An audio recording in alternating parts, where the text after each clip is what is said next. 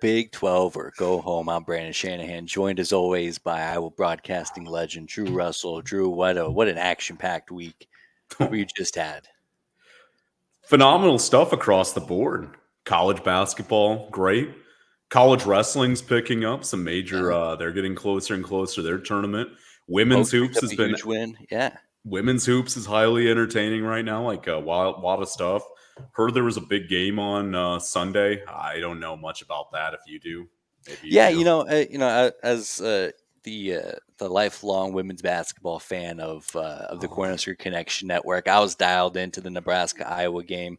And I just wanted to shout out. We got Jazz Shetley highlights going on in the background. She was phenomenal against Iowa.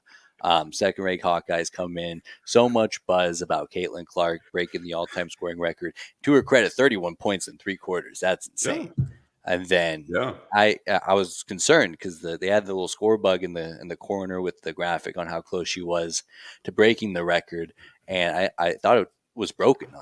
I haven't seen this update one time in the fourth quarter. It turns out she just had 0 points in the fourth quarter. Nebraska comes back. Josh Shelley hits a clutch 3. Mm-hmm. I mean, biggest win in Nebraska women's basketball history, arguably. Outstanding stuff from the Huskers. So just want to shout out Jazz Shelley. She was fantastic. Huge. I want to give a big shout out to women's hoops this season because I think the product's been fantastic across all conferences, Brandon. I feel the women's game right now is more recognizable players, and it's because they're sticking around 3-4 years. And to be honest, for most, they can make more money at the collegiate level than at the professional level. Right now, women's hoops has come a long way in the last 20, 25 years. But unlike the men's game where there's a clear financial incentive to go to pro if you can, not necessarily the case of the women's game. And, I think it's great. I mean, Caitlin Clark is a player that obviously is an all-time player. When not flopping. And, she really is tremendous for the game. I mean, LSU with an Angel Reese, Haley Van Lith, you go out to UConn with Paige Buchers. There's just some, heck, Iowa State, Addie Crooks and Addie Brown. I mean, those are 2 terrific freshmen right there. So women's hoops, I think, is great in a lot of ways because these players are sticking around at their schools a lot of times for 2, 3, 4 years. They're recognizable. Fans build a connection. And it's awesome. Nebraska, what a crowd yesterday, Brandon. I mean, I saw that line wrapped around the arena in Lincoln. I thought, that's cool. That's so cool. Yeah, and like obviously, like we're doing a little bit of an anti-Iowa bit here, but like realistically, you're absolutely right. So the college women's basketball product is so good. And you're absolutely right. The key piece is that, fans get to be familiar with their team, unlike the men's game where, if you have a good player, they're 1 and done, they're 2 and done, or you're Zach Edey and he played for 18 years. And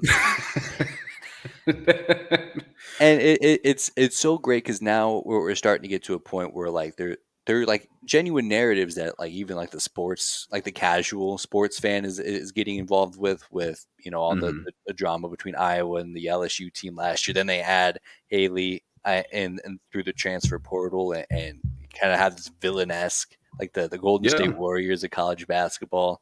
And then you also have like fun stories like we talked about TCU earlier, who unfortunately get kind of torched up with injuries.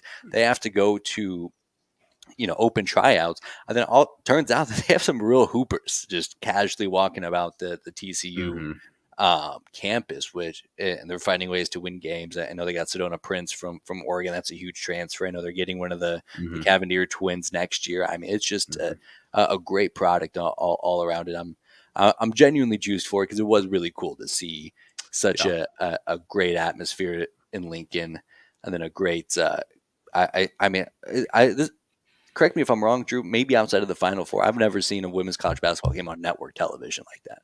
No, and that's been a major difference this year, regular season especially. I've noticed networks have been pushing it more. They're getting viewership. I think it's great for the game and the product. I've talked to enough parents that that they have daughters themselves, and I think just seeing that on a regular basis, like the men's game, I think is going to help. It continues to increase participation amongst, youth participation into the high school level. And hopefully you get that chance to go to the next level if you're good enough. So, I'll look at the positives of that thing. That said, Brandon, we got to flip the pancake. Iowa blew a double-figure lead yesterday.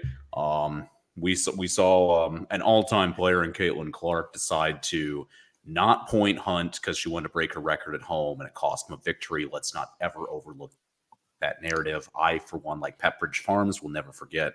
So let's make sure I want to get my shots in though, Brandon, just to make sure I hit my quota for the show. But I also did want to legit, because we haven't really talked about it this season with the podcast, but like the women's game is doing great. I think that is great. So I did want to go positive as well as, of course, get my sprinkles in. Yeah, I gotta get those in. And it's easy to. It's really cool. I think that the college game is thriving so well, even probably more so than the WNBA game, because that's how you get the WNBA to be more exciting and draw more reach. Is that you get these college athletes like Caitlin Clark, and they have a handful of those stars now. But when they funnel into that league, that's the best thing for the WNBA, and that's a win for everybody. Right. And But I think it's just building that. Yeah, no, and you're dead right on the WNBA, Brandon. I mean, a league that has had to have financial help from the NBA for, I think, its entire existence, if I'm not incorrect. And, it's, I think, got some traction. I think there is, some interest definitely amongst basketball players, etc. But they're still not generating a profit. And getting stars that we've named here on this podcast is major for them of building a brand. But it does show how still the power of collegiate sports, especially in those non-revenue generating sports. It is like you're going to see some of the best in the world compete in so many sports at the collegiate level right now. So it is very interesting to see. But women's tournament, boy, it's going to be quite a tournament this year. So of course the men's is always great. That doesn't need to be said. But the women's, they've had some great tournaments for the last few years, and I think this one, just based on the major names, the teams, the characters involved, I mean, some of the coaching personalities are off the rails in the women's game, Brandon. I can make an argument they're crazier than the men's. There's some of the coaches, like, look, between you and me, Brandon, and our award-winning listeners, I mean, I can't believe I'm going to say this. I supported Iowa in that final last year. Oh, no shot. Only time ever. No, I can't stand Kim Mulkey. I can't do it, Brandon. I cannot support that woman. First and probably only time. I can't support her. I can't do it, Brandon. I can't do it. I have no problem. Every other instance, obviously, no problem rooting against Iowa ever. Never, ever. But my gosh, when I see Kim Mulkey, I'm like, I can't win. Yeah. I really can't. I don't. I mean, I guess I probably just took myself off of any, if I ever do ESPN basketball, I took myself off of any LSU broadcast because I'll get ripped. Rightfully so. But it's not for me. I'll have you pull the episode, Brandon. I'll have to give you a call. Like, hey, Brandon. We'll have to take that off. You can use it as blackmail against me. You can probably score yourself a free once-a-year ticket to a TCU sporting event. Anything other than football and basketball, that's out of my price range. You bring up a fair point, and to go off narratives, that the villain narrative is a powerful one. But what got me so much last year is the casual folks who don't like that LSU team. That's fine, but the specific hatred that Iowa fans had for them, I mean that flipped me. If not, it was just seeing how much they hated her in that program. I'm like, I can't support this. I can't support you guys being happy. And hats off to Coach Kim. She got it done. She sure did, Brandon. And she's not in the Big 12 anymore. I mean, she had some tremendous Baylor basketball teams all time all-time great team. So maybe them having that success probably irks me. But again, I think like the personalities are great in the women's game. And again, that's, shoot. I mean, it was less than 50 years ago that it wasn't sanctioned. It was just kind of random Yeah. teams at various colleges. Pat Summit in Tennessee, major impact in kind of getting it to where it is today with their success in the 80s and 90s. And the game continues to grow, and it's kind of interesting to see where it'll be. But I've had many people, Brandon, say they know more women's players that maybe they don't follow, college a lot, but they know more women's college players than men's right now, which to me is I believe that. interesting. I mean, I do find that interesting. But I mean, I can see it. I mean, just from name recognition Yeah. standpoint. And last thing, I also want to give a quick shout out to the Lincoln Police Department. They did such a great job escorting Caitlin Clark on and off the I court. knew you were She going had to a say this. personal escort in both ways to keep the fans there at PBA safe. So shout out to them doing a real dangerous job, escorting her off. So shout out to them. Yeah, no, No casualties on the court. I So knew that this was was going great. to come up. They did a great job. Yeah, so big shout out to the Lincoln Police Department. That crowd, excellent, nice court storm, safe. Don't need any fan player interactions where the player runs over the fan. Yeah, Don't need can't any of that. So don't need any flopping. So um, definitely encouraging stuff there. But a heck of a win for heck of a win. Nebraska, Brendan, and those highlights look great Yeah, behind. I mean, that's it another is. bucket right there. I'm watching it right I now. mean, We got Jazz another Shelley's big going off. bucket. Now it's getting towards the end of the game. Oh, here comes her big three. Yeah, well, I mean, that's just Just onions. in a phone And booth, do I pulls did it I up, get this bang. too? Did I get a little Yeah, there she goes. there you go. Yeah, I Yeah. get a little you can't see me. Oh man, that was Um she did get online and say like this is just what we used for like face defense. yeah. I admittedly it has to be true, otherwise she wouldn't have said anything. But uh, it's so much better if they're taunting her. That. Yeah, But you got yeah, to do this. we got some Big 12 to get into. So as fun as that is, we got some good stuff. Let me just quick update here. Yeah, so so lots of good Big 12 news going on. The Big 12 ran the Super Bowl last Good. night on Sunday. Two Big 12 quarterbacks. We're obviously banging the drum for Brock Purdy, but Patrick Mahomes comes out and the Broncos fan in me is disgusted, but like the Big 12 fan is like Yeah. there's something cool about like the best quarterback of all time being a Big 12 alum. Yeah, I mean a major deal for Texas Tech, for a guy like Patrick Mahomes, to go to their university. And I actually looked it up this morning, Brandon, of how many guys out of the Big 12 are on Kansas City and San Francisco's rosters, and it was. I'm not going to be perfect on these numbers, but I think it was about 13, 14 for Kansas, or like it was just over 10 for KC, and it was like 8, 9, 10 range for San Francisco. Like really good representation from the conference. And like, Mahomes going to Texas Tech, Travis Kelsey going to Cincinnati. On the other end, Trent Williams, excuse me, goes to Oklahoma. Sooners had some great recruits. Obviously, Purdy, Iowa State narrative. There's countless guys they're being represented by the Big 12, and their alum base in terms of just NFL talent is very good. And there are conferences, that shall be unnamed at least for this, that have more players, but like the Big 12, that narrative of, hey, if you come to the Big 12, you're not going to make it to the NFL. That's not true. Not true. Like Yeah. you're a good player, they'll find you, especially in this era. Maybe 50 years ago, 70, when there wasn't exactly easy to get your name out there, or as easy. Sure, that's a narrative, but today people are going to find you. That's just guaranteed. Big 12 has good football. So yeah, you're right, Brad. It was cool to see that representation. I do gotta go on a little rant here about just the coaching malpractice that we saw. I think that was an all time caliber choke job. I don't know if I've seen a choke job that bad since the Uh-oh. oh. I don't know. What do you got? Can you hear me? I gotcha. Yeah. I'm visibly gone. Okay. Oh boy.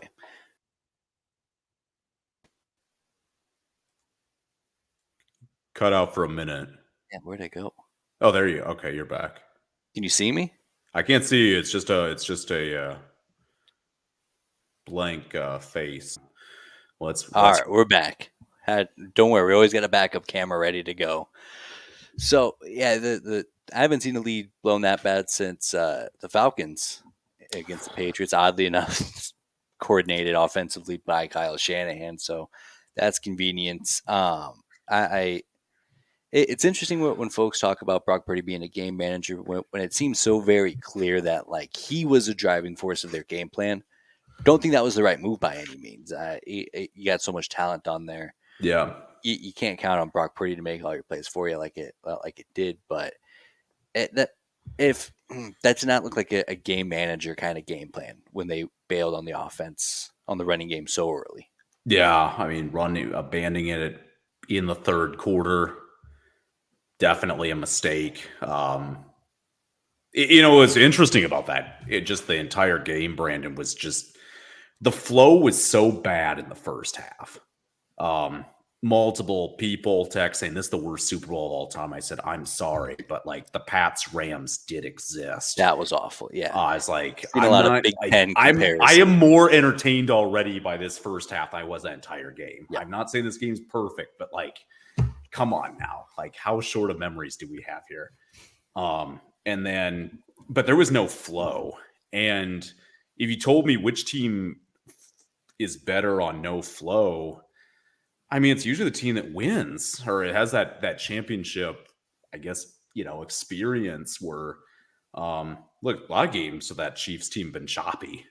And it seems they've thrived on it. I mean, especially offensively, they had at least one half outside of maybe the Dolphins game in the playoffs were they were lost offensively, beyond lost. Ravens lost second half. First half against the Bills wasn't pretty.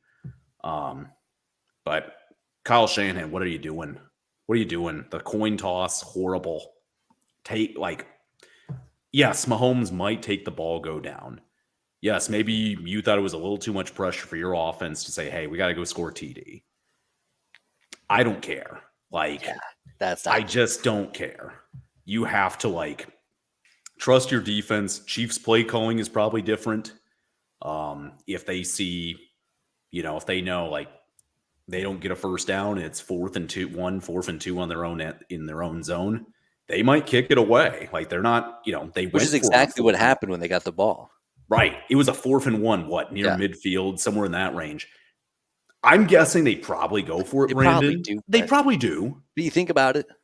They're sweating a little bit. That's guaranteed. Because if they don't get it, they're done. Yeah, But since they had to go for it, I mean, obviously, no one thinks twice. Like, well, yeah, we got to go for it. What do we got in the arsenal? And it was coaching malpractice. I thought from Coach Shanahan. He seemed to be getting mad at Steve Wilkes, defensive coordinator of the Niners, kind of late in OT. And maybe he had a point, but Wilkes had a great game plan, in my opinion. I thought they executed quite well. The touchdown they give up, the first touchdown for Kansas City, Brandon. Their only touchdown in regulation? Am I wrong here? I don't think so. It comes off a terrible miscue on punt. They had 2 field goals, 10-6. Yeah. Punt Yep. miscue, 13-10. Niners score a touchdown, but the blocked extra. Chiefs kick 2 field goals. Yeah. I'm off on something. I'm missing something. But the point is, Brandon, the point is that defense played well. They played really well, and they had guys that were dialed in.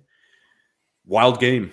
I don't know what to say. That's a wild game, and for Texas legend, Texas Longhorn Kyle Shanahan, this is a pretty difficult loss. And I mean, considering how much success his dad had as a coach, winning multiple championships, I mean, that's there. He talks to his dad all the time.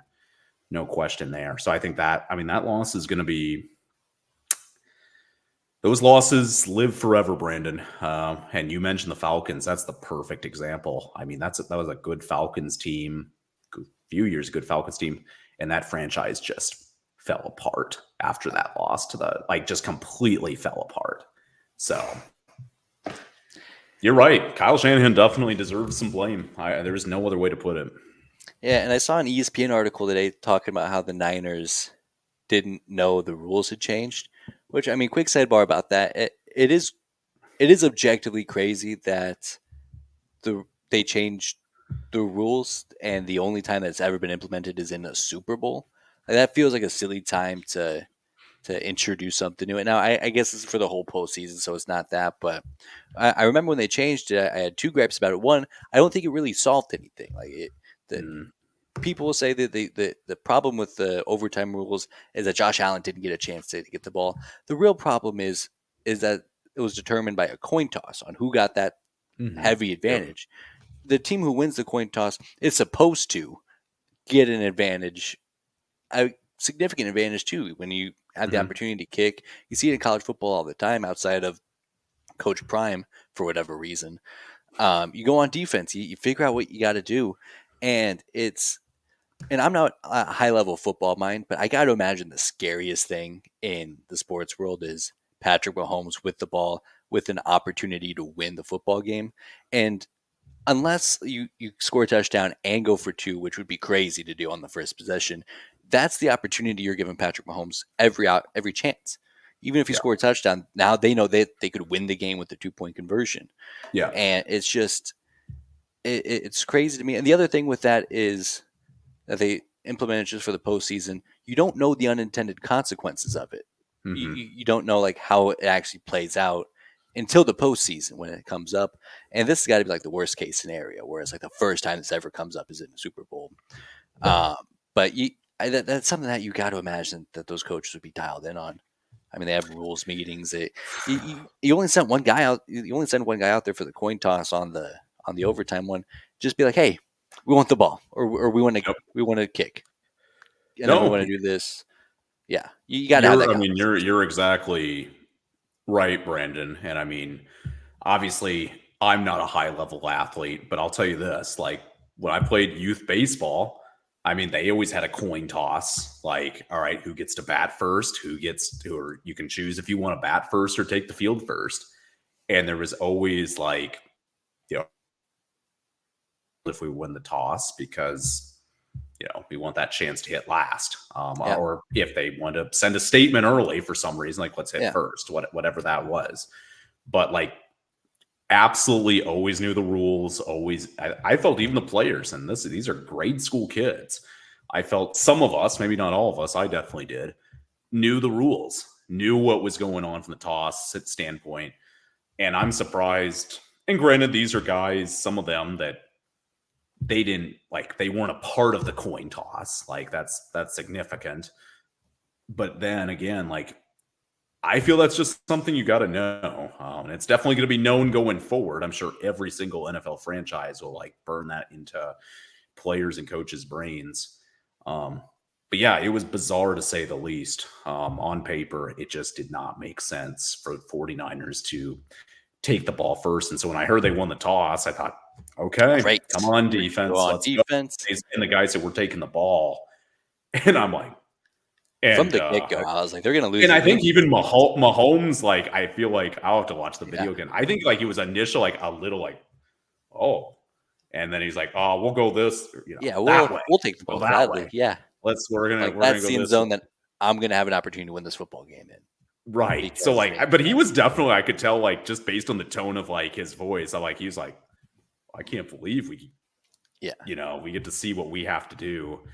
Um, and it definitely impacted their play calling. Like, San Francisco, that drive in OT, Brandon, it was a disaster. Those first couple of yeah, plays, they had a 3rd and long, and clear as day hold, good call. Hold on, Jawan Jennings gives them that automatic first down. But those first 3 plays were a disaster. And if they punt on a 3 and out, and then Kansas City drives 20 yards to kick a game-winning field goal, what a disaster!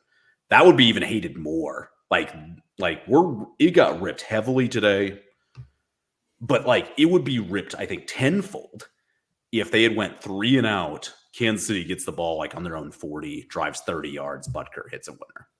That would have been hated 10, 15 times more, and it's Yeah. getting a ton of hate today. Ton.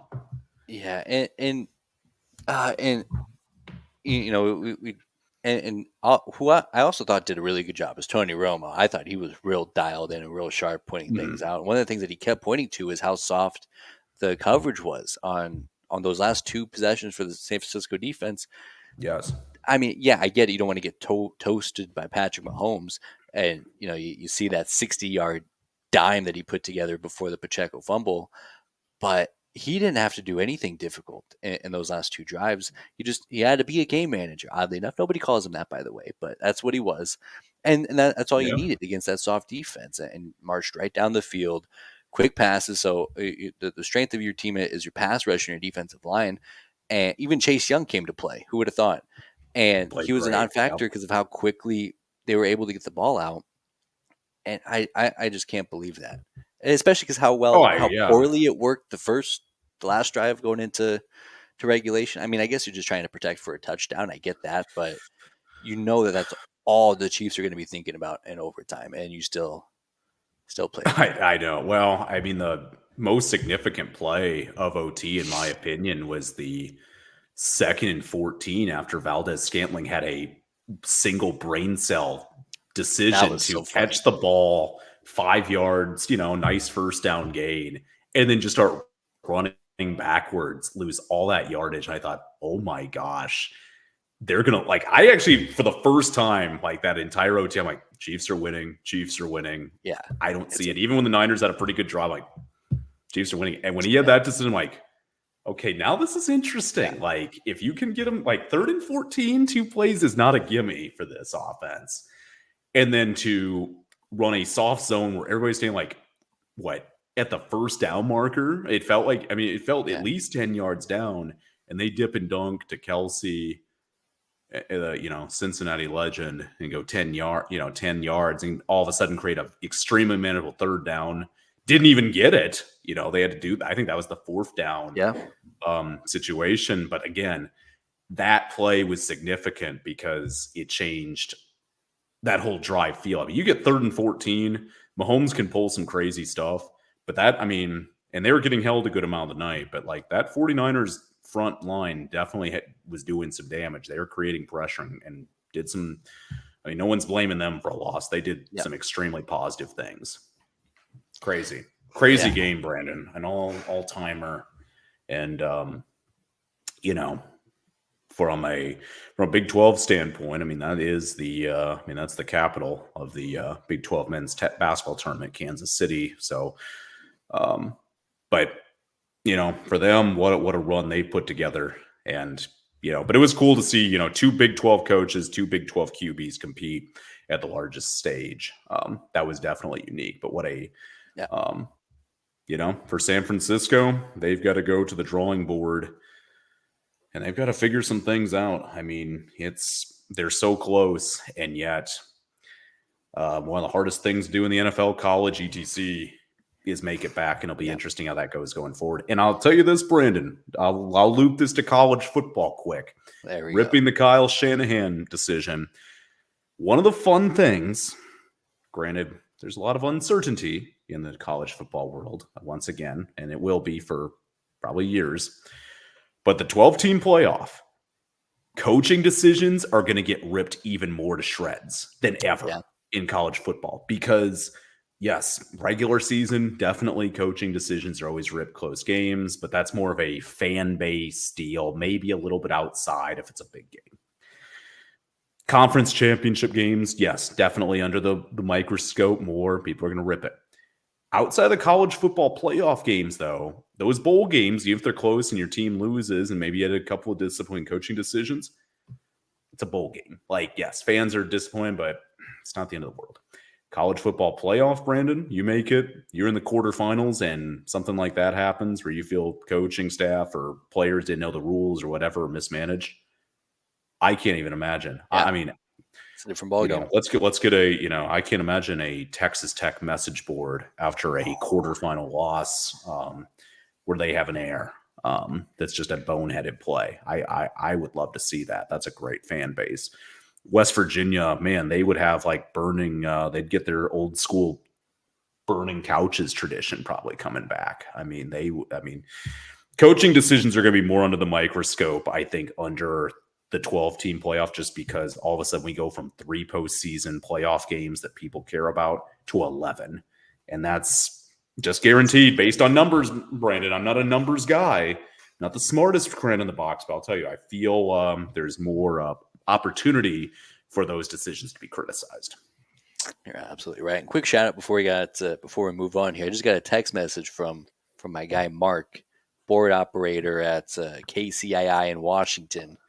He put me in a group chat with a great all-time program director Zach Eulen. I shouldn't be in this group chat either.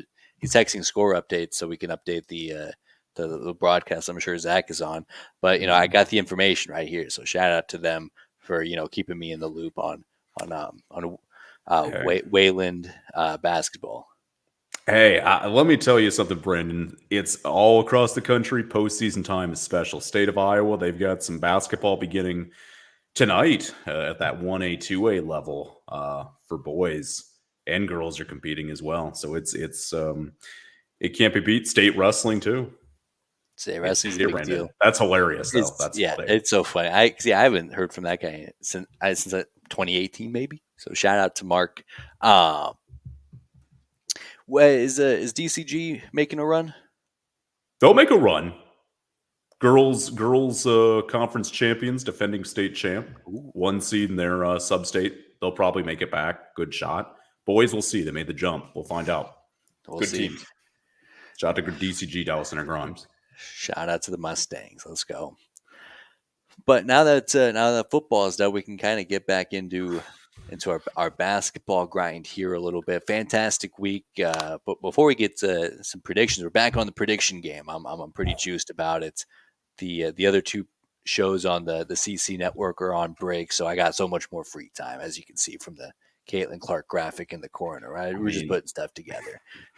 You've had a whole bag of tricks tonight. I mean, I got TV in the background playing highlights. I've got this gorgeous graphic right above me on the amount of fourth quarter points scored by Caitlin Clark, which is a nice goose egg. This is just next level production right here on Go Big 12 or Go Home. I would expect nothing less, but I feel the bar is being elevated, and that's special. It's special for sure. So another good week of college basketball. What were some of your big takeaways from this past week? Yeah, I mean, it was Big 12 continues to be that meat grinder, Brandon. I mean, there's no doubt about it.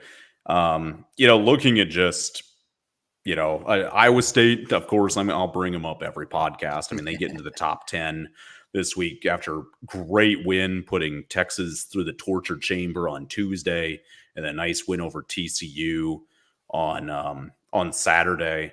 Kansas continues to fight. Tough home loss in OT, road loss in OT last Monday to Kansas State. Kansas State got a badly needed victory to kind of stop some of the frustration there. Houston, top of the conference, they're balling out. And Baylor, Baylor's right there, but they had a tough 3-point loss to Kansas on Saturday. BYU continues to make the ranks. Brandon, they move up, but and Oklahoma 2 wins. So it's an open race right now. And Houston, I think, still the favorite, but Iowa State's right there. Kansas is kind of nipping at the heels. Baylor, Texas Tech's kind of been through a tougher stretch last couple weeks, but they picked up some wins recently. So it's the best, most competitive conference in America. I said that last week, so I'm a broken record, but the basketball's great. And I think there's going to be more eyeballs clearly on it. I always say after the Super Bowl, definitely more eyeballs are always drawn to college hoops. And this next month between the end of the regular season, conference tournaments are always my one of my favorite things of the year. That's gonna be great. And then of course March Madness. So we got some great stuff coming up. Yeah, and you talk about Houston being the favorite, but Iowa State's it's got an inside edge. They got the head to head over Houston, head to head over Kansas. Did they get Baylor too?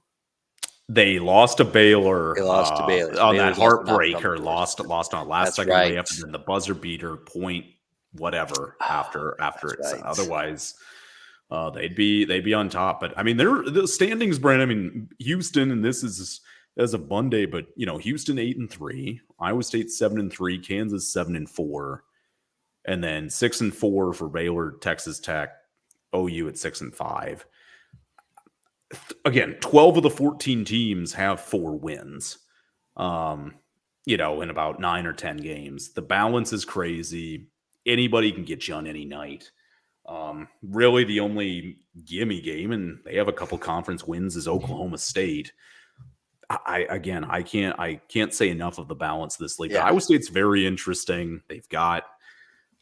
They're physical. Taven Lipsey leads the team, but Keyshawn Gilbert's a great guard. Their post play, they've got a lot of guys they throw in there that are just vicious. Top 10, number 10 team in the country now on the most recent poll, which read today that this is the first Iowa State team to rank top 10 in the month of just February, not including March, but month of February this late in the season since I think 2001. So definitely some hope and aims. And of course, I'm always a skeptical Iowa State fan, Brandon. I'm always going to be scared, but this is a really good team. He's had 2 really nice teams before this, but this is his best team, no question about it, in year 3. So TJ's done a tremendous job. Outstanding stuff. And I thought this would be the week where I'd see Iowa State slip up, but they kept it together. They're winning the games that they're supposed to, which kind of feels out of Yeah. the ordinary for Cyclones football and basketball. Yeah. I mean, their win over Texas on Tuesday was spectacular, where there's something about Iowa State in big leads. They don't like to keep them. They were up 17.5, and they really had to claw their way to a victory late, but they found a way.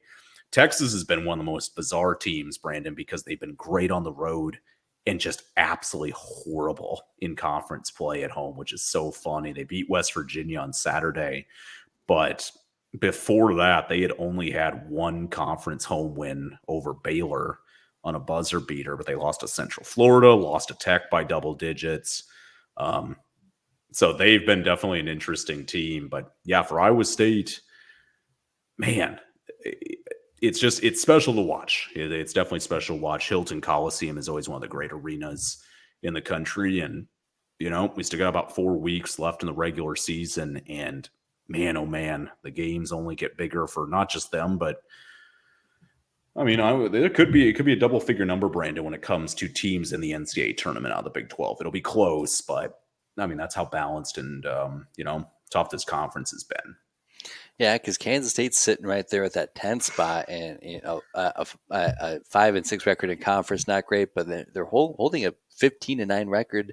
It's not impossible for them to push that 20 win mark, and I hope that the Big 12 gets the SEC football boost of how difficult some of those games are, and then you get a top tier win against Kansas. That counts for a lot. Yeah, well, and So, Texas Christian TCU, I think is also a team that's fascinating to me because their schedule's been tough, Brandon. yeah. I mean, it's been really good. They've lost to Iowa State twice. They've lost to Texas. They lost to Kansas by 2, but they've also beaten Houston. They've beaten a streaky but pretty good Oklahoma team. They beat Baylor on the road too in that wild triple overtime, victory. TCU is a team that I think, barring, if they can take care of their business throughout the regular season, get into the tournament, boy, is this a team you don't want to play. They're just, when they've got it put together, I mean, I wouldn't be shocked if they can find a couple wins in the tournament because they're tough. I think Jamie Dixon is one of the severely underrated coaches in college basketball. Emmanuel Miller is a good forward for them. And I mean, again, but I could praise every one of almost every one of these teams in some form or fashion, Brandon, because I think there's no easy outs, and that's what makes this conference great. But also, anybody could be tripped up any night. We've talked a little bit about how much of a bummer it is that you don't get the home and home with everybody like you used Yeah, to. But I'm kind of starting to buy into just how meaningful those one off games can be, especially talking from Iowa State's perspective. I mean, he already got the head to head against Houston and Kansas, which is just yeah, an insane tip in your cap. yeah. I'm starting to come around to it. It's a bummer a little bit, but I feel like it makes those games mean a little bit And more. I mean, there you can't have a when you got a 14 team league this year and a 16 team league next Yeah, year. Obviously, you can't do a 26 game and 30 game conference schedule. let's That'd be do it. tough, Brandon. That'd be pretty freaking exhausting. I would say, you know what? Where's the University of New Hampshire when I need them? Can you just come on in for a night? Like, this is tiring. But you're right. Like, I still think the Big 12 needs to really focus, and we'll have plenty of time over the summer to break all of this down. But they need to really focus on finding a way to protect natural regional rivalries, Yeah, where those games are getting home and home. Um, Certain games, and I mean, every one of these teams I'll mention, some will have home and home, some won't this year. Look, Iowa State, Kansas, that is just in Ames this year. I'm not going to lie. It is weird that Iowa State's not going to Lawrence this year. And that's traditionally a loss, but I love that game. I love when they go to Lawrence and play, even if it's a lose. Like I love just the whole pageantry of the game. The environment's outstanding. Um, but they've got to find a way, I think, to protect certain just rivalries where maybe those are natural home and homes. You kind of have a couple roving home and homes every year that you can just kind of change teams or however you want to determine that. But you're right. Like, it does make those one-off games more important. Where Iowa State, barring they play Texas in the Big 12 tournament, they played them once this year. They got them, and it feels nice that just a nice deal that they were able to take care of you know damage there. But same vice versa. Like for the Houston Cougars, I mean, to get some of their old AAC rivals that they'll only play once this year, that's got to feel good. Like you just want to take care of business. So yeah, I mean, you wish you get them a second time if you lose, but I say the best solution: win the first time, and then you do get that yeah, bragging just don't right. have to worry about it. Yeah, Just and especially in the college game because the head to head so much more meaningful when it comes to conference standings. Like you see teams play each other all the time in the NBA, and you'll see like a common matchup between like two MVPs on one court, and then they mhm. play a week later, and the other MVP is all of a sudden injured and doesn't want to play. You just don't get that as much in college hoops, and I'll miss it a little bit, but it really Of course. eliminates the opportunity to duck an opponent, if you don't want to Mm. play them on their court. Of course. Yeah, no, I couldn't have put it better myself, Brandon. That sounds a-okay to me. Yeah, I agree, though. Like, you look at, again, yeah, in a perfect world, I would love to see everybody play each other home and road. I think it's great for, fan bases. And again, that's why I really did enjoy the last decade of getting to see all these teams every year. You do build natural rivalries with teams that you wouldn't expect. But I mean, like Iowa State, TCU. I've enjoyed the TCU games the last decade. TCU has turned into a laughing stock of the conference in basketball to a very respectable program under Coach Dixon. Baylor, Kansas is a rivalry I never saw that was going to happen. Yeah, And that's exactly what's been put together. Like, that has been great. But I think that home and home helped. Obviously, Baylor's rise, getting to that national championship helped. So those, I think, are important of just building, success, building cohesion, building interest. And it'll be interesting to see going forward. Just how the Big 12 will do their conference scheduling, because with 16 teams next year, I mean, on paper, Brandon, you're looking at, if everybody plays each other once, that's 15 conference games already eaten up. 15. yikes. So, if they go 18, they go 20, how do you determine that home and home? Do you go rotational, like just 5 random schools? Do you do? There's a lot to figure out. I think to build interest, though, build help. I think it is important to try to keep a couple natural, just regional rivalries or teams Mhm. with cohesion.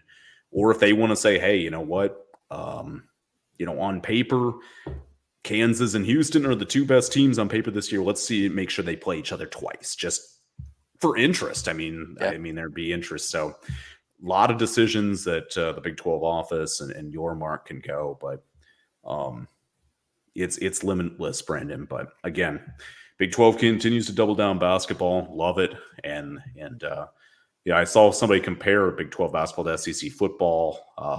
This was on Twitter X that said they said, "Oh, that's overrated." I thought, well, No shot. I don't know about that. A lot of national championships out of the Big 12 last few years. It used to be it was Kansas and everybody else in terms of national championship winners. But that definitely has changed. There are multiple teams that are playing this year that could win it. I really believe that. Yeah, and as much as I love the SEC football and all the credit they get, there's never a year where you think, oh, well, there's 3 SEC teams that could win a national championship. Where No. here Yeah. we're sitting like they get 10 teams in the tournament. 10 teams a tournament. I won't, we can probably discuss this next week. I think would be a good time to talk what are the tiers of the tournament, make the tournament, second weekend team, Final Four, etc. But, that Final Four mark, Houston, I will always throw Kansas in there. Baylor, I still think is a very interesting team that could do Mhm. some damage.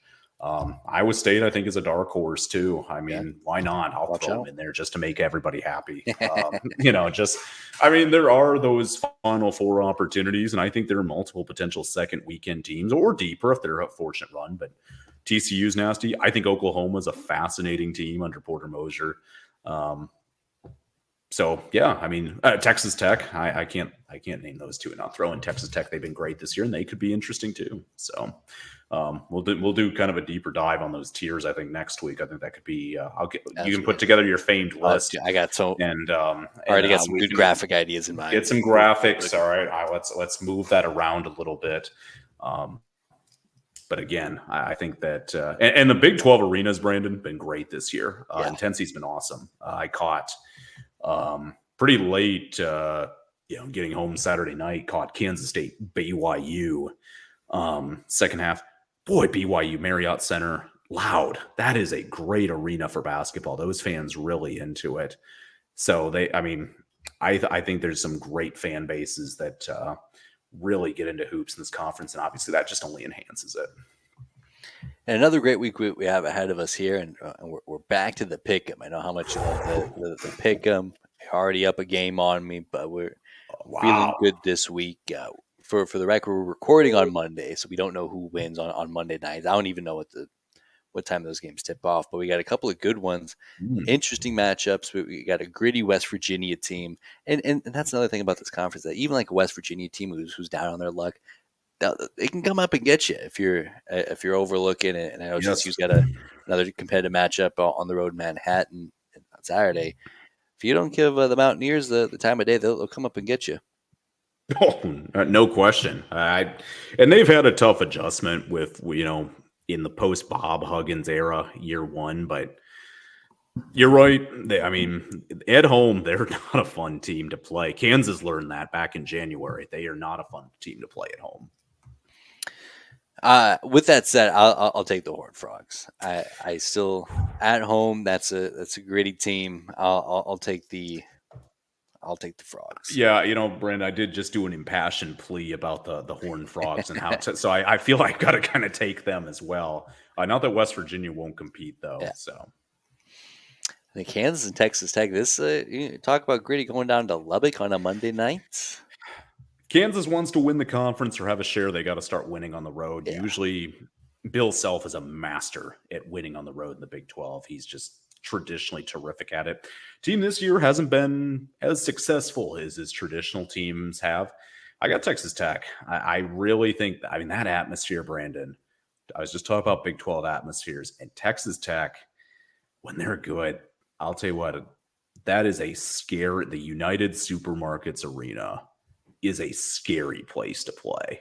Not just because of the outstanding name, but because it gets so loud in there. It's a great. I would love to go to a game in Lubbock one day for hoops because that arena looks great. When Chris Beard came back a couple of years ago, and after he coached at Texas Tech and then at Texas, I remember I was like, I'm cutting 2.5 hours out. I've got to see this live on TV, and it lived up to the billing. That fan base is just intense. They're great, great hoops town. I think they'll find it.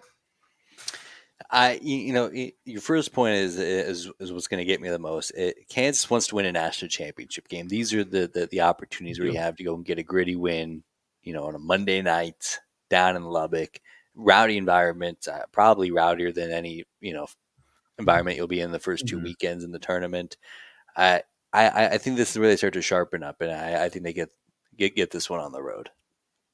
Yeah, I mean, it'll really come down. Kevin McCullough, great, great wing for, and he played at Texas Tech, so that's a come home game for him as well. So that'll be a very. There might be some extra festivities in line for him, Brandon. And then starting on Tuesday, another good slate. This one makes me nervous. The Iowa State going to Cincinnati. Cincinnati, I mean, they even gave Houston a run. I mean, that's a tough place to play. Although I'm still bitter with how much credit I gave their home field advantage during football season. So because of that, I'll take the Clones on the road. Yeah, these are the type of games. Iowa State's been getting so much praise on their back last couple of days. These are the types of games traditionally that they lose. But you know what? This isn't the old Iowa State, Brandon. Why not? TJ and his boys continue to fight, and I'll say they get a road win. Boy, it makes me nervous. Cincinnati, if they find a win there, Brandon, I mean, that enhances their tournament efforts. They're kind of on the outside on most bracketology stuff right now. Get a win there, you play yourself right back in. No question. Right. Yeah, quad one win. Those matter. This one will be another gritty game down in Waco, Oklahoma, and Baylor. Can the Sooners pull it off? They can, but I'm going to say no. I'm going to go Baylor. The Bears, coming off the loss to Kansas, they need it. Walter's a good guard. You lose is not the end of the world. No one's going to bat an eye losing at Baylor, but they'll be in it. There's no doubt there. Yeah, I'm right there with you. I don't need to. Yeah, this match. Oh, Brandon, I am looking at this matchup saying, oh, I cannot wait at this next one. Central Florida and BYU. Oh, tell me about it. Isn't this just a beautiful geographical game that this team out of the middle of Florida has to fly all across the country to the beautiful mountains of Utah, to Provo. At least 2 time zones, I think. I think they're mountain. Yeah, that'd be a mountain. 2 to 3 time zones. Yep, 2. That'd be an East Coast. That's fun. That's fun right there. So that I can't wait for that. That game will be interesting. I'll take BYU at home, but I can't. Conference realignment, Brandon, just makes, I think, your brain go crazy. Like, it just really makes you think. Yeah, this is like 10 years ago. If you told me this was a matchup, I would have lost my mind. Yeah. Well, I'll tell you what, I love our Eastern Coast Big 12 schools, so don't take this the wrong way. But I did see a potential trade on Twitter between the Big 12 and ACC where they would get West Virginia, UCF, and Cincinnati, and then we would get Stanford, Cal, and SMU.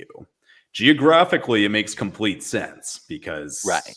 But if you're looking at football and basketball too, I mean, I want those 3 schools in the Big 12 that are currently in our conference compared to the other 3. Not that Stanford's had some historical success. Cal's had some really nice players. I'm not really sure what SMU's ever done hoops-wise. They got a lot of money there. That's got money. There's money. Yeah, no, shout out to SMU. They got cash at Southern Methodist University. But, Eric Dickerson figured that out. Yeah. But, I mean, it's I can't get over it. I don't think I ever will, Brandon. Football season, I'll go on the same rant. Yeah. Probably verbatim. Seeing like Arizona and UCF or Arizona State, Cincinnati conference game. Sign me up for it. I can't wait. And I did see that trade too. I'm like, the ACC's got to throw in some draft picks or cash Yeah. considerations to move the needle there. That's not a good trade for the Big 12. No, it doesn't. I couldn't. Yeah, I don't know. Like, I'll tell you what though, if the ACC, I would consider pulling that trigger if you gave if instead of SMU you threw in Louisville. Yeah, that's a good one. I'd consider it. I mean, Louisville is a good basketball. Traditionally, they're terrible right Yeah. now, but traditionally a good basketball product. And I mean, Now you their got football Jeff Brom team, out there on the gridiron. hey, They're they've had cooking. some success. They've had some Watch out. football success. They're not a bad member. Just throwing it out there. Just throwing it out there. But I love our current three. Don't want them gone.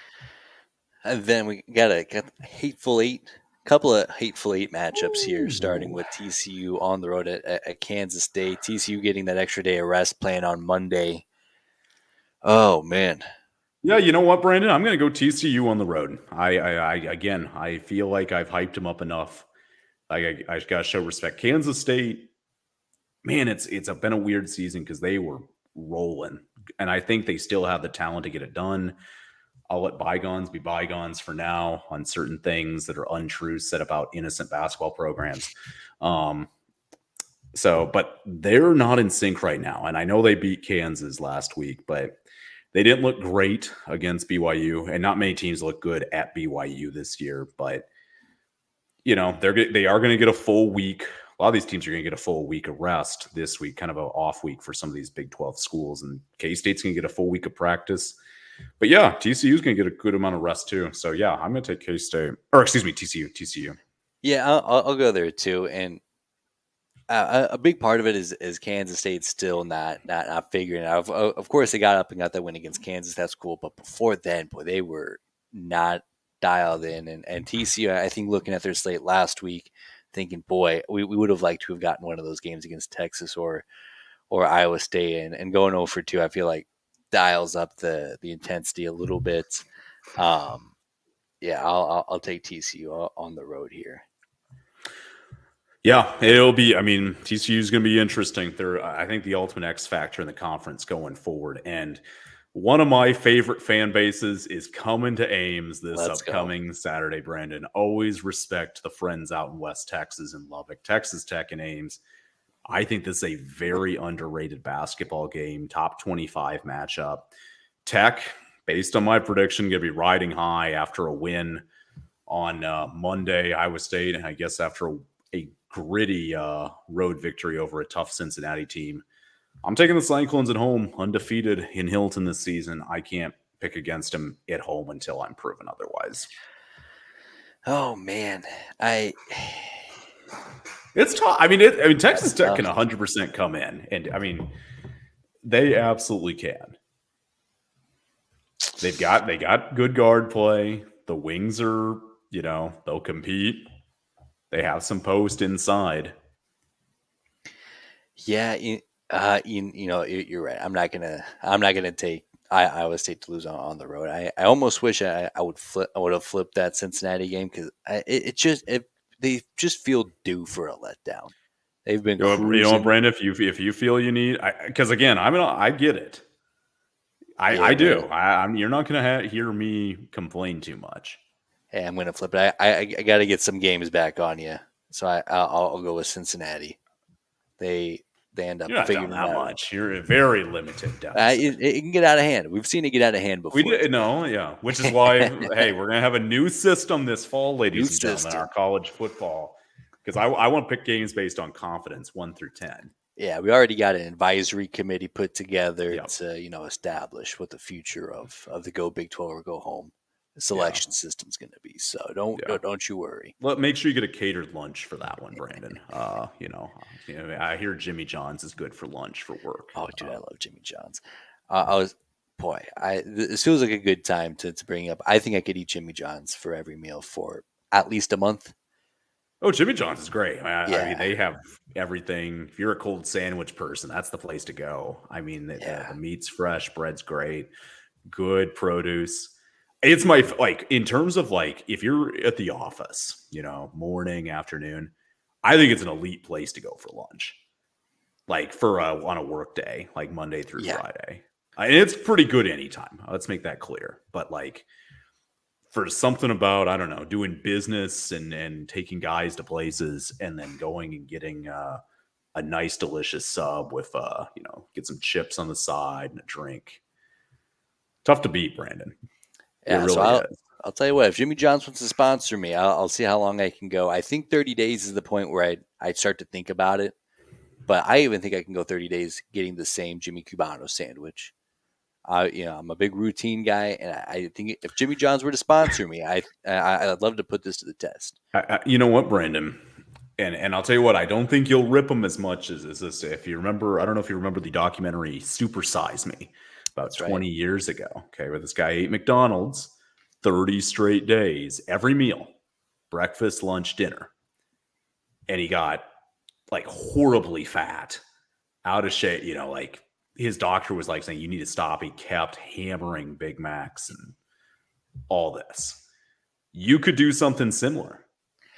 I'll tell you what, and we'll leave this part of the documentary, but like if Jimmy John's wants to sponsor this, I'll also like dedicate all my free time to just getting as yoked as possible to be like, oh, I don't want to say I'm like Jared from Subway. I Yeah, am not like Jared from don't. Subway, All right, yeah, don't go there. Let's not. but I would absolutely be the spokesperson. Like I eat Jimmy John's every day for 45 days, and now I'm shredded.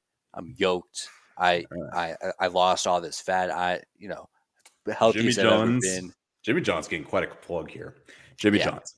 If you want an exciting commercial idea before the start of college football season next year, because I know you're a heavy sponsor, take my guy Brandon Shanahan here, get him ripped, have him live off the Jimmy John's diet, and then team him up with the great guy who's already promoting him, Danny DeVito. That is a duo that would be so freaking electric. I wouldn't know what to do. Jimmy John's, I would order, that could be you'd get 3 orders from me a week Yeah. easily if that's the duo I get. Well, Just I mean, putting it out there, Jimmy John's, just putting it out there. I'll tell you what, that's a great campaign. By the time that I was sure this would get approved by, I'll even tell you what, Jimmy John's. What I'll start doing is start eating like crap for the next couple of weeks. Get as chunky as possible. Yep. Then we'll do a campaign where I eat nothing but Jimmy John's until college football season. Then we do a big unveil, and then I'm shredded in the best shape of my life. And all I ate was Jimmy John's. Let's set it up and bring back I the pickle mean, chips. oh, As that's in a the must. contract. I That's a was real must. disappointed to see that those were You, gone. you know, the wildest part, okay, so Subway, like talking about, because they were big. I remember the napkins as a kid because I was obsessed where they had all their like subs that were like low calorie. And looking back, it was like nothing but like the veggie sub and then like their turkey subs. Like they didn't throw in like the Philly cheesesteak. Yeah, funny how they left that one out. They left that one out. But like, and then they would put like Whopper and Big Mac of how much unhealthier they were compared to Subway. It was a good, I mean, they really nailed in the 2000s that marketing campaign of we're the healthy place to go for fast food. Worked great. And it's still it's still viewed as a healthier Yeah. option. And on paper it is.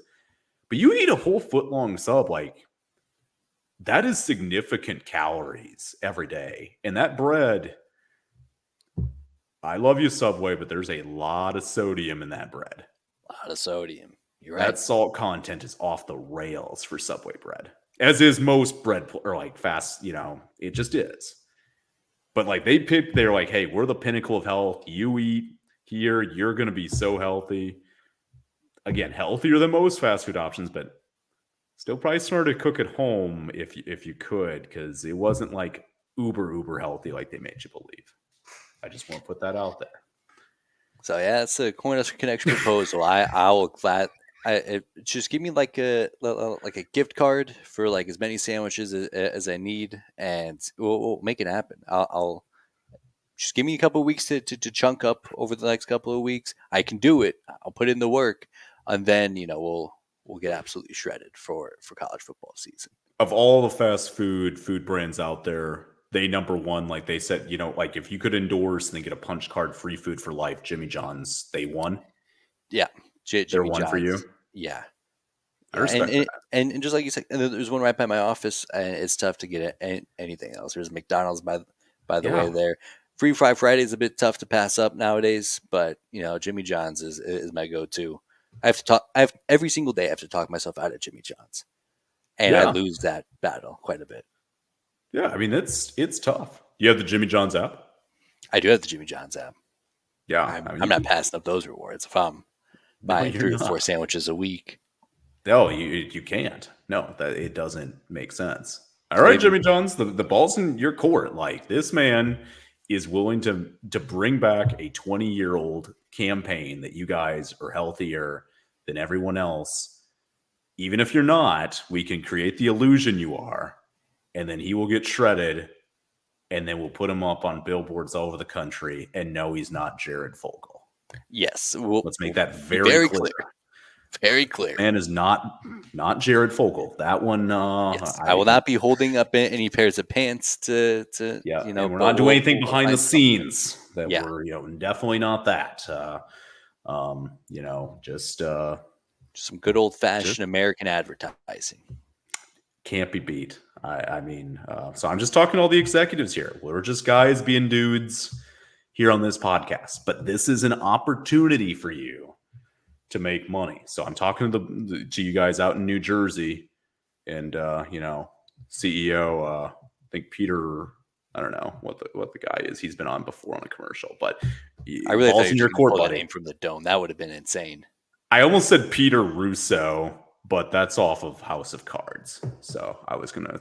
I mean, That I would have been love. impressive. You put me on a trivia, like give me to a bar for trivia night immediately if I could have pulled that one out top of my Yeah, head. I mean, I love Jimmy John's, but yeah, I wouldn't have even been able to pull that out there. Jimmy John. We just call him Jimmy Okay, John. Jimmy John. They have a new seat. They have a different. I thought they had a different seat, or doesn't matter. Well, I know that's the founder. That I don't guy know is who runs the electric, show. by the way. Holy cow. Yeah, I mean, he is That just smile's chaos. dude. Dude. This guy would be on board with it. I know it. I don't know if he's still got pulling the strings there, but he'd be on board. He'd love this idea, That man, absolutely. Yeah, Jimmy John himself. Give the dentist a raise. The teeth look good. dude. Oh my, all these pictures. So, is he a game? Is he doing some trophy hunting there, Brandon?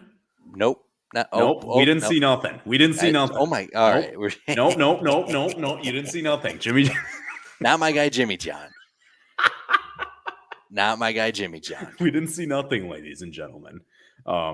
We continue to enjoy their food. Whatever he does in his off time is still better than Jared Fogle. Yes, absolutely. Not that I necessarily condone trophy hunting necessarily. Yeah. I don't know if I can. Hey, we got to, but hunting deer is needed, ladies and gentlemen. I mean, we do Here need we to go. kind of control that. This is the image that will. Oh, that's best perfect. Yeah. That is. Yeah, that guy. That is energy across the board. Like that is. That's chaotic. Okay, Jimmy John's, your opportunity. Come on. Let's take out Jersey Mike. Come on now. I mean, it's over for them if they get me involved. I'll tell you what. Are you're just you don't care? Like whoever is willing to go with this idea, I'd take the money. I wouldn't care who's gonna. Yeah, well, and that's the thing, Jerusalem. I don't even need money. I just want sandwiches. That's how dialed in. Like Jersey Mike's would have to come in, and they have to pay for the sandwiches, and there's some expenses that would come with that. Same thing with McDonald's, but Jimmy John's. I'll just do it for the love of the game. Just give me the resources to facilitate challenge, and we'll be eating Jimmy John's until football season. Oh man! So I'll tell you what. You do Jimmy John's. I'll get a deal with Quiznos. We can trade off. There we go.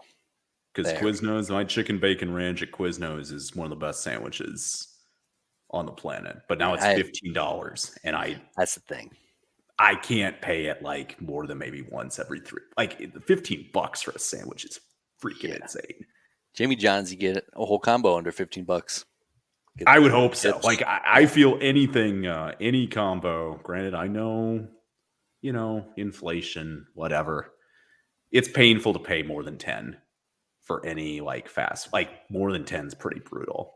And I'll tell you what, if you told me in high school, hey, you're paying more for 5 regularly on fast food, I'd be ticked.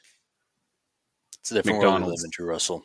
Hey, I used to have 321 at my disposal every time for McDouble, McChicken, medium fry, McDonald's. It's a Dollar good one. menu on all three, 7 cents sales tax. My go-to 321. was two McDoubles, add mac sauce, and a large drink, and for $5.21. It's a good dub. Yeah. That's good. Big Now shout, it's by the way, to McDonald's. I had their double Big Mac oh yeah, this last week. It's big. it, I felt like I felt like crap afterward. yeah. I was like, good I mean, night. you're not getting anything done after that. I'll tell you Yeah, what. I felt horrible. Yeah, I was like, I gotta sleep. Like that's the only thing I wanted to do. So okay, But it's very gonna be good, 2 weeks. Brandon. That's all. There we go. Got a Lone Star State matchup. Forgot that we were talking about basketball. That's how Yeah, much I what love do hitting shots. I just got sucked into a whole nother world. Texas and Houston. Um, Horns down always. I'll always find a reason to pick against them. I don't have to that look that hard. Houston's phenomenal. They're at yeah. home. Yeah, horns down. Yeah, I mean Houston and well, both teams getting the week off, so both will be fresh. I think energy will be quite high. Houston crowd will be great because it's Texas. Every team in the state, you're darn right, Brandon. It's gonna be horns down. So I got Houston too. They lose. If they lose this game, I'd be pretty surprised. I think Texas so is a too. stingy team. They've got the talent to pull some, craziness, but Houston, I think, takes care of business. Yeah, this would be my utmost confident pick. Me too. I'd go a confidence of 10. Why not? So, Up next, oh man, BYU and Oklahoma State. It's a tricky one because I feel like BYU is significantly a better team, but it's hard to win on the road, even against the it Pokes. is. I think it's not quite hard enough. I don't think So so. give me the Cougars. And BYU, I feel like for Oklahoma State, it's a tough game to get up for. You know, for Yeah, first yeah, year with them in I'm the with you. conference, I feel like you could get up for Oklahoma. You could get up for some of these hateful eight teams. I don't think you can get up for. Yeah, the great Gallagher Iba Arena. Can it find a way to pull off an upset win home? BYU is a much different team on the road, in my opinion. Like they're definitely not as good. This is the bottom of the conference, though, too. But you know what, Brandon? Oklahoma State week off, home game. BYU is going to go through a very physical UCF team on Tuesday. I think they'll win. You know what, Brandon? Let's make it interesting. I'll pick Oklahoma State dead last in the conference. Let's see if they can find a way at home. Why not? I appreciate that pick. That felt like a charity pick, and I'll take it. I'll take Why it. not? I I need it. got a lot to lose, but you know what? I'm feeling, Mike Boynton might be a swan song, and usually coaches with swan songs, they usually can pull off an Yeah. upset or two in the final few weeks. Usually. Oh man, I didn't mean to put this game on there. This is an AAC matchup. I don't think this is. Oh wait, it's a Big 12 matchup now. Oh boy, I'm split on this one. Talk me into it, Drew Yeah, Russell. Cincinnati, Central Florida. This is 2 picks ago, we had a conference level 10. I've got conference level 1 on this one. This one's just it's going to feel like an AAC game. It's going to be a slugfest. It's going to be ugly basketball here and there. Orlando gets weird, which is always entertaining. You know what? I'm going just the home team. I'm just going to take the home team. And I think just the reason is Cincinnati's going to come off of a very interesting game on Tuesday. I think this week's going to make or break Cincinnati's season, Brandon. A huge opportunity against Iowa State Tuesday, and then kind of a stingy road game against UCF that they win. Great. Going to look okay on the resume. They lose, though. Feels like a missed opportunity. So, Yeah, I'm right there with you. oh, Yeah, man. because if you're UCF and you're looking at the schedule, you think this is one that we got to get. For sure. And I mean, UCF, if they make the turn, I mean, they've got a lot of work to do to make the tourney. But like they do, I mean, again, it shows Kansas struggles on the road this season. We'll talk about them in a minute. But I mean, they did beat Kansas at home. And they are going to battle. UCF will battle, but they got work to do. But they're good at home. They've won at home this year, and they did go beat Texas on the road. So that's why I've got UCF. Yeah. They're tough, and I think Cincy just won't be. Well, I won't. You might. I mean, they might be coming off a major upset win Tuesday, and if that's the case, then how do they respond Saturday? Can they make it a great week, or will they make it a good week. It's a good week if you can beat a top 10 team, but a missed chance to make it a great week. We talked about Kansas home struggles. Tough week for them going on the road twice. This one to Oklahoma. That's not an easy place to play. Oklahoma looking for the eternal scoreboard against Kansas. I'll tell you what. I'll take the Sooners to knock them down. I think Kansas drops one of these games, and I think this is where they falter. This is this is a fascinating matchup. Kansas won early January and relatively easy, but at the same time, OU's been good at home this year. And to Oklahoma fans out there, take a little more pride in your basketball program. What Coach Moser's done has been great. When Lon Kruger was there before him, I mean, a great career. They've had some really good players come through the Oklahoma program. The ones that always quickly come to mind are the great Blake Griffin, as well as Buddy Hield, who was outstanding and just traded in the NBA. But Lloyd Noble Center is a terrible basketball arena, Oklahoma, and you need to get a new one. And I know you're going to a new conference next year, and technically I won't probably be as invested in your basketball program as I am right now, but there is potential there to have a nice, consistent top 25 program. But your arena's horrible. Find a way to get it fixed. So due to that, Brandon, I've got Kansas on the road. All right. I know there's struggles. I'm aware, but you know what? This is a big week, though. I mean, look, they got 2 tough road games down south. If they can find a way to go, I'll say 1-1's a good week. 1-1's a good week. I know Kansas fans say 2-0 or they'll rip their program, but you can take one of these 2 top 25 games. Take it. And then last, but probably pretty close to least, Baylor and West Virginia. We talk about confidence levels. This would be another top contender here. I'll take Baylor. West Virginia's rowdy on the road. They're gritty. They are. Morgantown's a tough place to do anything other than get inebriated and have a good time. But I think Baylor is just it's one that they got to go on the road and get. Yeah, we're back on the same page, Brandon. I've got Baylor on the road. I think competitive game, I'll say within 5. Yeah. But I think Baylor will find a way. But West Virginia, obviously, it's year of transition, but they'll be fine long term. They always are. And then just a quick shout out before we sign off. I got some finals for my guy Mark. Kyoto Eagles taking down English Valley 99-35.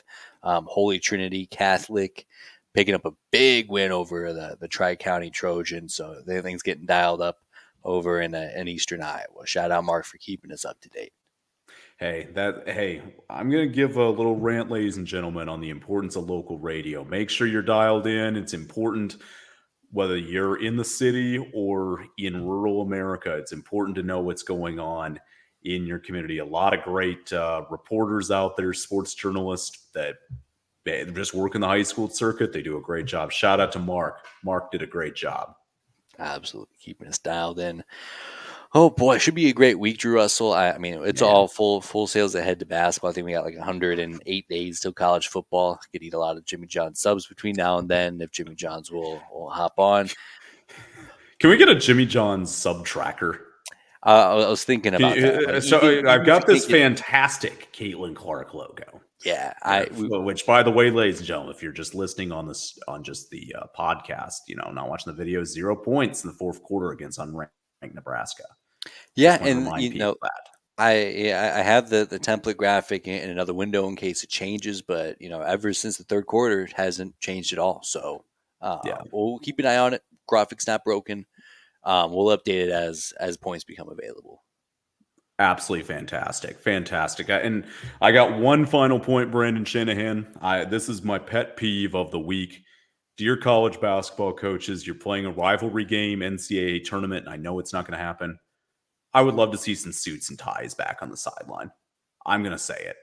And I'm all about dressing comfortably as well. Don't get me wrong. But, man, I want to give the Baylor staff a lot of credit Saturday night. They were all in suits and ties, Brandon, for their game. And I just thought, I don't know. It's I a feel classic like look. it just feels like a bigger game when coaches are in suits and ties before compared to the quarter zip with khaki pants. Yeah, and I'm right there with you. Personally, I love a good comfort business casual fit. Yeah.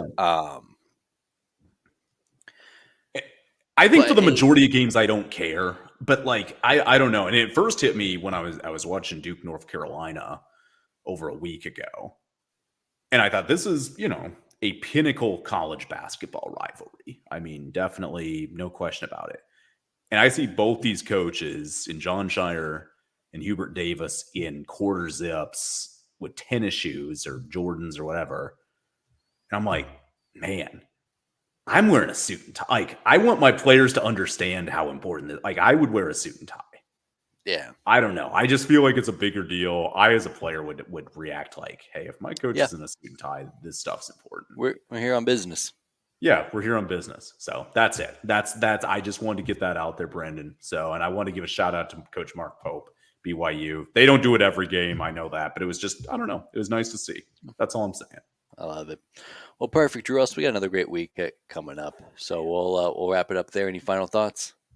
Uh, Football, you're going to be missed. This is always a tough time of year, but you know what, Brandon? Just because time flies before it's going to be August, it is going to be, we'll have 2 straight months of 100 plus temps down south. And, I'll be complaining about 90. So, and before we know it, it'll be week 1, final day of August, 14-week season this year, 12-team playoff, 16-team Big 12. It's going to be incredible. And I'll tell you what, I'm going to try to hit a couple stadiums this year. I really am. I would love to start seeing some of these different football stadiums, the Big 12. So I can't wait. I'm going to miss football though. So, but a lot on the calendar. One final thing, Drew Russell. We got 193 days until week 0. Between the two of us, with this newfound mission, how many Jimmy John subs do we think we can get down? All right. I mean, 193. I mean, You can take, 52. and I know, like I don't want to. I don't know. You can get 75. Is that fair? Like, or is that too much? 75. Well, let's Okay. Like, okay. So do if some you've math got, here. okay, so 20, let's say what, that's about 26 weeks, right? Close. I mean, 26. Do it 365 days a year. Yeah. Half of that's 182.